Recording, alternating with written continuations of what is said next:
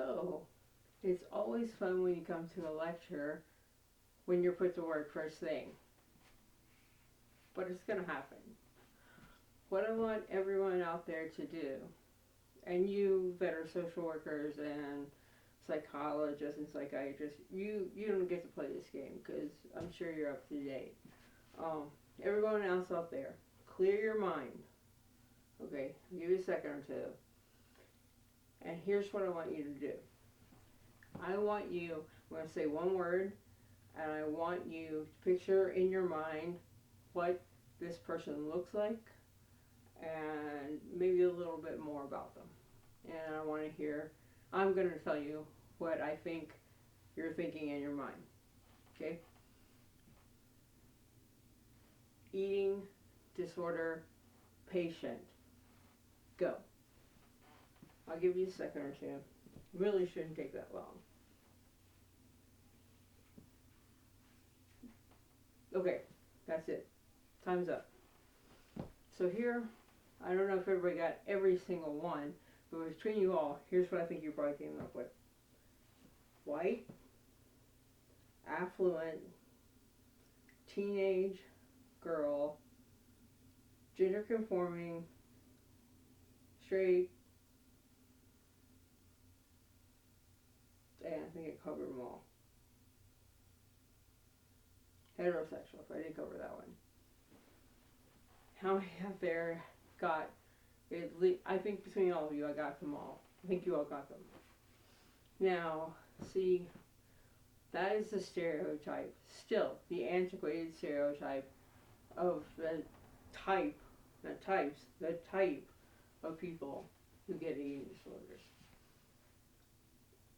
It's the problem. It's a huge problem, but that's still the stereotype. There should not be a stereotype at all.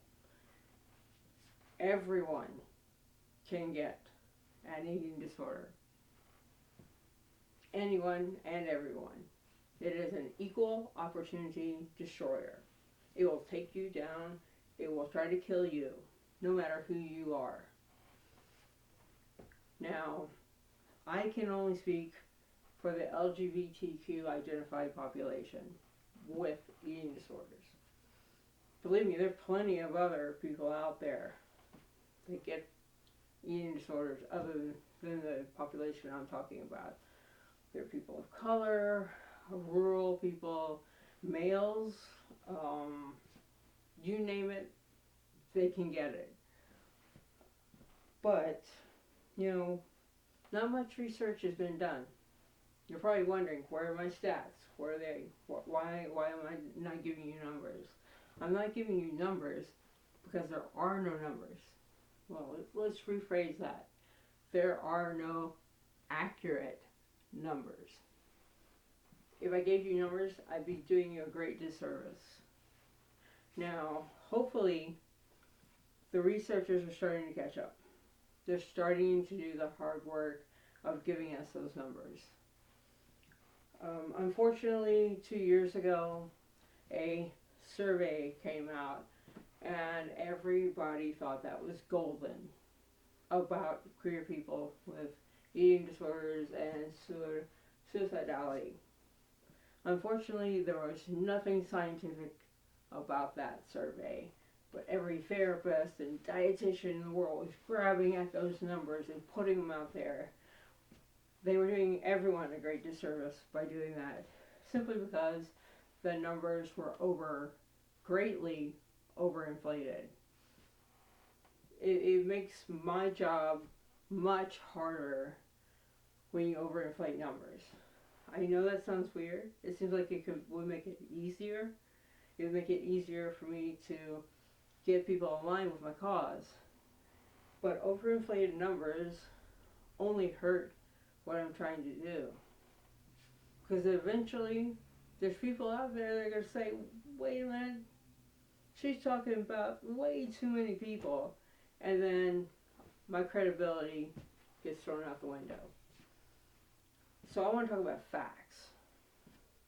When we have them, we don't have them yet. So I can't talk about facts. I can talk about what I've seen what I know to be true. I can talk about my own experience. I can talk about kids I've helped get out of eating disorder treatment programs that treated them like crap because they were from our community. I did run a nonprofit for a very short period of time. That's purpose was to assure that anyone from the LGBTQ identifying community who went to their treatment center was treated properly and with dignity and respect. The name of that nonprofit was Mira Alto Foundation. That was our only thing we did.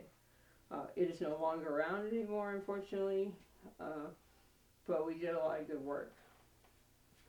Now, prior to that, I was just a lone wolf, and people throughout the world would contact me and say, hey, where should I go? Or, hey, get me out of this place. And I think the reason they came to me instead of going to someone in the mental health field, and this is not to be like a dish at the mental health field whatsoever. I guess I should clarify this first before I go on with this line. I have no degree in like an LCSW, licensed clinical social worker,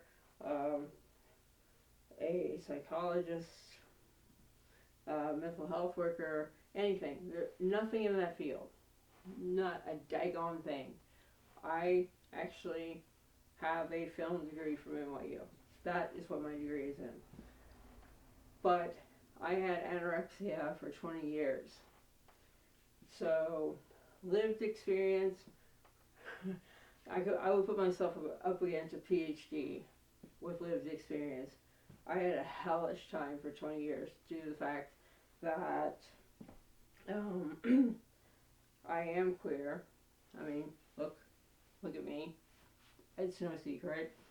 And also the fact that when I was diagnosed, was back in 1992, there were treatment centers, but they were very expensive, and I don't come from a super wealthy family. As a matter of fact, both of my parents were public school teachers in Kentucky. Not a lot of money in that. So here's what I wanted to preface that so you know a little bit about my background. These kids, a lot more kids, other ones were adults, it didn't matter. The reason they came to me first, instead of reaching out to the mental health field, is LGBTQ plus people really don't trust the mental health field yet.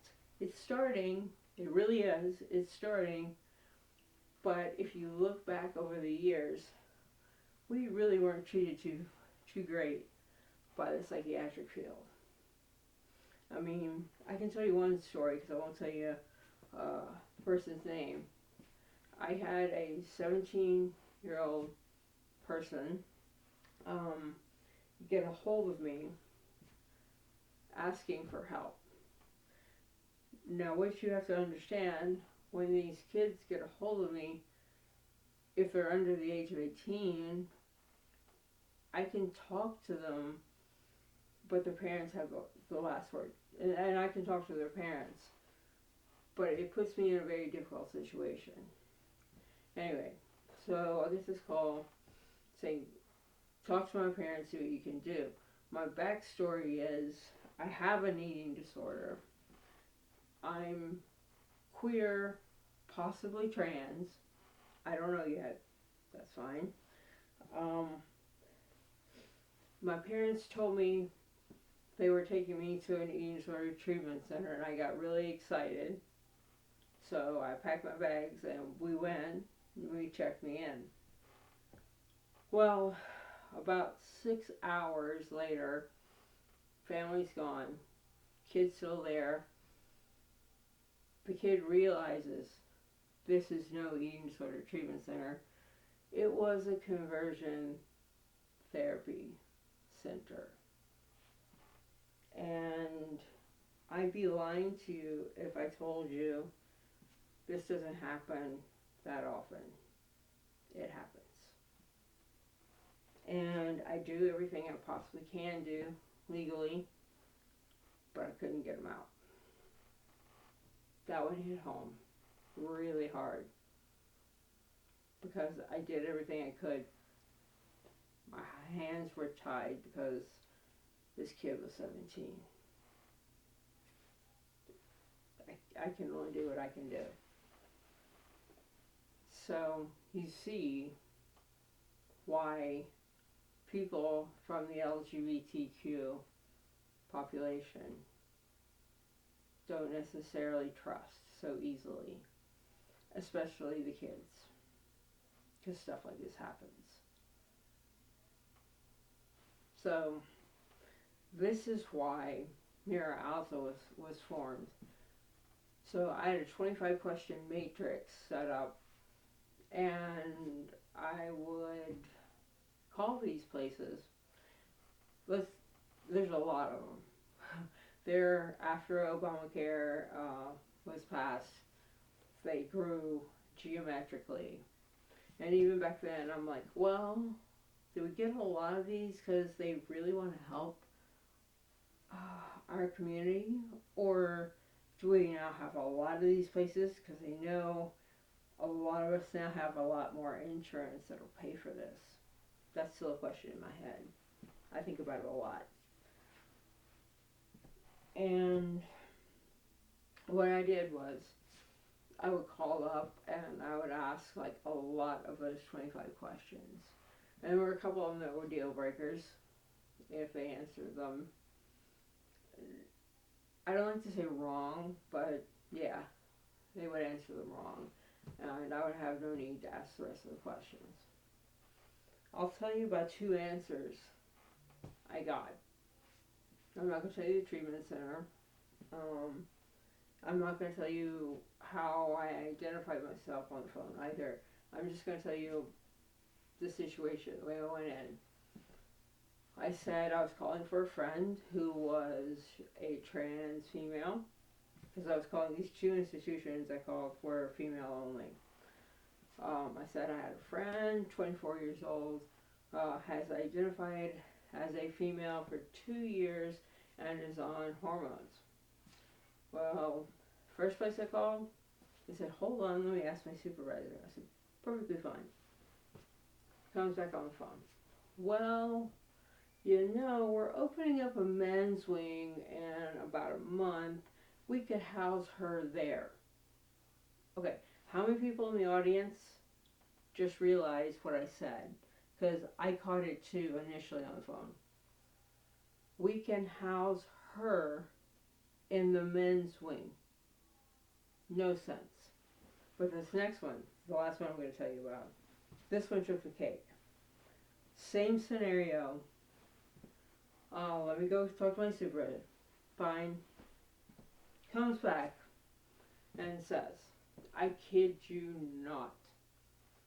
Well, we can't take her because we only take people who are all female. Now that one, I dropped the phone, hung up, dropped the phone, and just had to scratch my head and tap my foot and say, what the hell does that mean?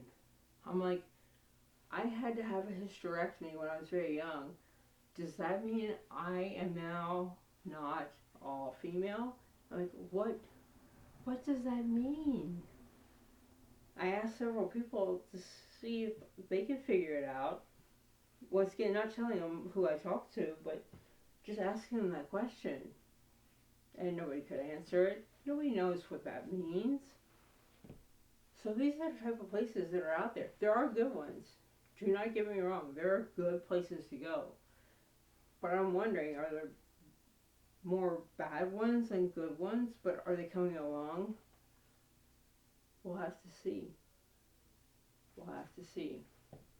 And I would love nothing more than if I woke up one morning and there are so many good places out there that I could quit doing what I do and relax, maybe on a beach somewhere or anywhere, and just say, you know what, we finally got it.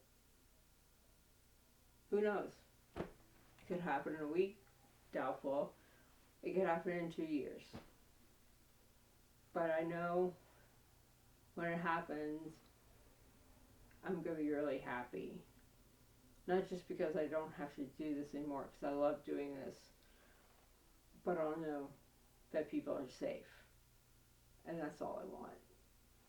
Good treatment in safety. That's it.